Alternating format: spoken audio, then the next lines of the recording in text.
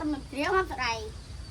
Con tên là Thịnh Nhật Huy, nhưng mà trong clip này con là MC. Rồi ăn ngon hết à. Anh vui. Rồi bà hát bài gì? Dừng. Bà hát bài gì bà? Bài cái lên ơi. Cái lên ok. Lên nhạc. Cái lên ơi.